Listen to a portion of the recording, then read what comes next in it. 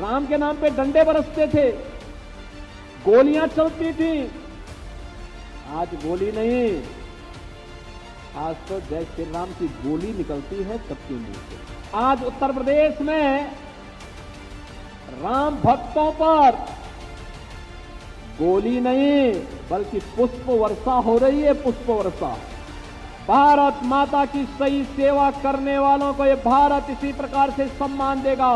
किसी के नाम पे मेडिकल कॉलेज होगा, किसी के नाम पर इंजीनियरिंग कॉलेज होगा, किसी के नाम पर पॉलिटेक्निक होगा, किसी के नाम पर कॉलेजेस के नाम होंगे, किन्हीं के नाम पर हाईवे और एक्सप्रेस वे के नाम होंगे और उन्हें सम्मानित करके आने वाली पीढ़ी बार बार बार बार प्रेरणा प्राप्त करती रहेगी।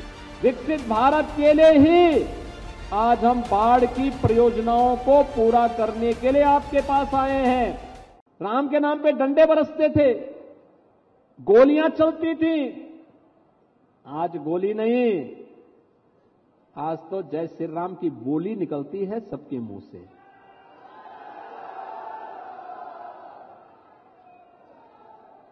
आज उत्तर प्रदेश में राम भक्तों पर गोली नहीं बल्कि पुष्प वर्षा हो रही है, पुष्प वर्षा। 22 जनवरी को आपने देखा होगा ना, अयोध्या में जब आदरणीय प्रधानमंत्री जी रामलला विराजमान के कार्यक्रम के भव्य कार्यक्रम को आगे बढ़ा रहे थे और 5 सदी के इंतजार को समाप्त कर रहे थे, तब आसमान से पुष्प वर्षा का कार्यक्रम भी हेलीकॉप्टर के माध्यम से हो रहा था ना।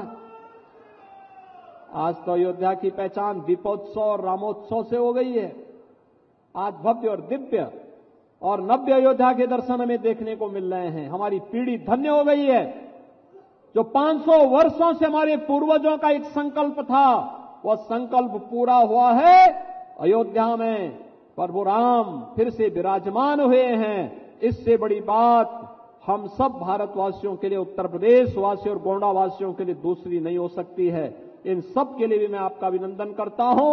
इन 1700 करोड़ रुपए की परियोजनाओं के लिए आपको बधाई देता हूं। आपका पर्व और त्योहार आता था, वे कर्फ्यू लगा देते थे, अराजकता फैलाते थे, आपकी आस्था पर प्रहार करते थे, आप ही का वोट आपके खिलाफ इस्तेमाल करते थे, आपकी सुरक्षा में सेंध लगवाते थे, नौजवानों के रोजगार में सेंध लगाते थे, किसानों की खुशहाली को रौंदने का कार्य करते थे, व्यापारियों के यहां डकैती डलवाते थे।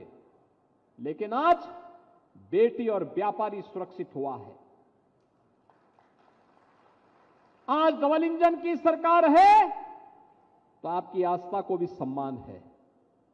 डबल इंजन की सरकार है, नौजवानों के लिए नौकरी की व्यवस्था। इससे पहले, मैं गोंडा में आने के पहले लगभग 100 नौजवानों को डिप्टी एसपी और डिप्टी कलेक्टर का नियुक्ति पत्र वितरण करके लखनऊ से आया हूं। ये उत्तर प्रदेश के नौजवान आज उत्तर प्रदेश के अंदर अलग अलग जनपदों के नियुक्ति प्राप्त कर रहे हैं, उत्तर प्रदेश की बेहतरीन सेवा में जा रहे हैं, अग्रणी सेवा में जा रहे हैं।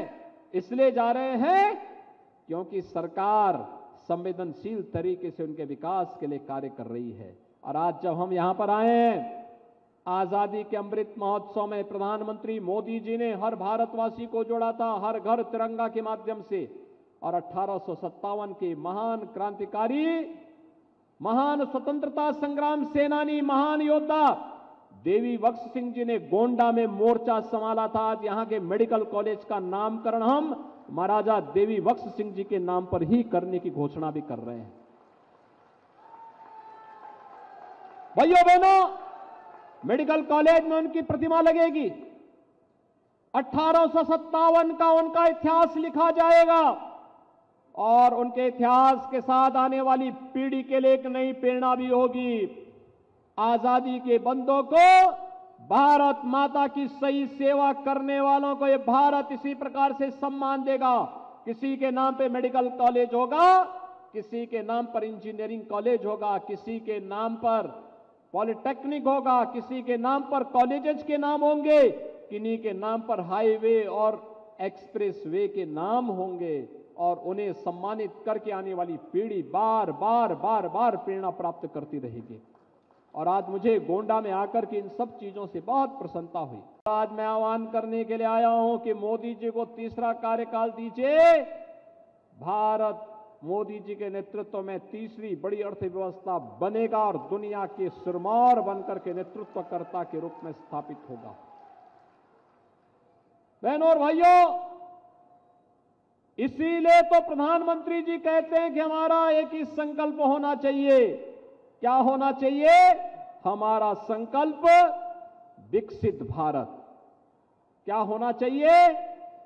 हमारा संकल्प विकसित भारत। और विकसित भारत के लिए विकसित उत्तर प्रदेश आवश्यक है, और विकसित उत्तर प्रदेश के लिए विकसित गोंडा भी आवश्यक है। और विकसित गोंडा के लिए ही यहां की सड़कों को 4 लेन के साथ जोड़ने की कार्रवाई आगे बढ़ रही है। विकसित भारत के लिए ही गोंडा में मेडिकल कॉलेज दिया गया है। विकसित भारत के लिए ही ये 1700 करोड़ रुपए की परियोजनाएं यहां पर आई हैं। विकसित भारत के लिए ही बनटांगिया समुदाय को आजादी के बाद पहली बार इस डबल इंजन सरकार ने न्याय देने का काम किया है। विकसित भारत के लिए ही आज हम बाढ़ की परियोजनाओं को पूरा करने के लिए आपके पास आए हैं, और विकसित भारत के लिए ही 4 दशक से लंबित सरयू नहर राष्ट्रीय परियोजना को पूरा करने का काम हुआ है। बहनों भाइयों, कोई सोचता था कि श्रावस्ती भी वायु सेवा से जुड़ेगा? कल ही मैं याद कर रहा था, कल ही मैं देख रहा था, श्रावस्ती में वायु सेवा शुरू हो गई। अयोध्या में इंटरनेशनल एयरपोर्ट बन चुका है। गोंडा को हम 4 लेन की कनेक्टिविटी से जोड़ने के लिए, अयोध्या से जोड़ने की एक बड़ी कार्रवाई को आगे बढ़ा रहे हैं। और 84 कोसी परिक्रमा का मार्ग पर 8,000 करोड़ रुपए खर्च हो रहे हैं। 8,000 करोड़ रुपए, 60,000 करोड़ में आपका गोंडा जनपद भी आता है। बहनों भाइयों, विकास ऐसे आगे बढ़ता है। विकास के लिए उस प्रकार का कार्य और उस प्रकार के लोग, आप अनुमान करिए आपके एक वोट ने कैसे देश की तकदीर को बदल के रख दिया। पहले भी आप वोट देते थे, जिन लोगों के लिए वोट देते थे, जिनको वोट देते थे, उनको राम के नाम से भय होता था, राम के नाम लेने में ही संकोच होता था।